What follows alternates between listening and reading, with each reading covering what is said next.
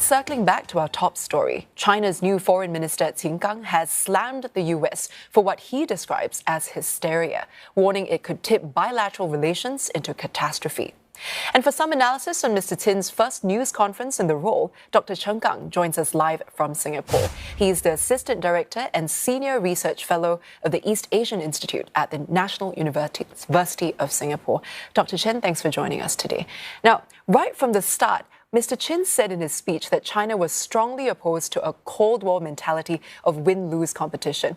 And yet he had very strong words for the US, saying that Washington's view of China is very distorted. What does this signal about China's position on its relationship with the US at this point? I think this is a new Foreign Minister Chen Gang's debut at the National People's Congress press conference, and we can see that actually from Chen's responses to the reporters' questions that actually China feels the pressure from the United States and also some other Western countries, and they realize that actually they are facing a very tough international situation.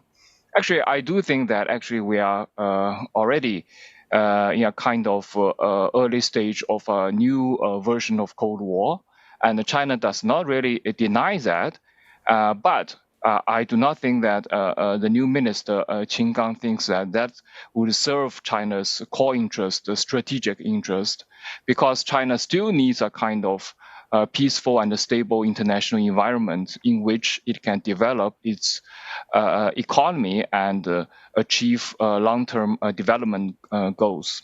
Now, we want to get to those issues in just a bit. But for now, how is Washington likely to respond to this speech? Could we see an improvement in US-China ties anytime soon? I do think that the United States will see a lot of consistency from Chen's remarks. He's not much different from his predecessor, Mr. Wang Yi, who is now Mr. Chen's supervisor, Chen's superior in the party. Wang Yi is now the director of the Office of the Central Foreign Affairs Commission. So Wang Yi's role in China's foreign policy making is even more important than previous role. So we can see a lot of coordination and cooperation between the party and the state these days in terms of foreign policy. So I would assume that actually Chen's foreign policy would pretty much reflect the party's thinking on foreign policy as well. And a big spotlight now on foreign policy would be landing in the Ukraine war, where Mr. Chen says that calm and dialogue are needed to resolve it. And that also there seems to be an invisible hand, in his words, driving the escalation of the crisis. So what is China's geopolitical agenda here, given its close ties with Moscow? Could we see China sending weapons to aid Russia's war effort? I think China's geopolitical plan on the Ukraine war is to remain neutral while continuing developing a relationship with Russia, especially economic and technological ties with Russia. And these days we see that China do see Russia as a kind of leverage over the United States and other Western countries. If we look at Chen Gang, the new minister's background, we see that actually he was the ambassador to the United States before he was appointed foreign minister. Which means that actually Chen's strength lies in his ability of handling relationship with the United States. So we do see his remarks focusing on the power politics, which means that China would try to leverage other big powers in its relationship with the United States. Another point of conflict here would be Taiwan, of course, and Mr. Chen has reiterated that China will resolutely safeguard its interests when it comes to its national sovereignty and security there.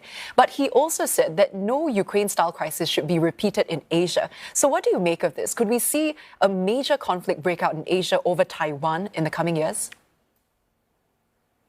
Yeah, so I do see some kind of possibility from Chen's remarks. Of course, Chen himself is not the expert on Taiwan, different from his predecessor, Wang Yi, who was the head of the Taiwan office for some years.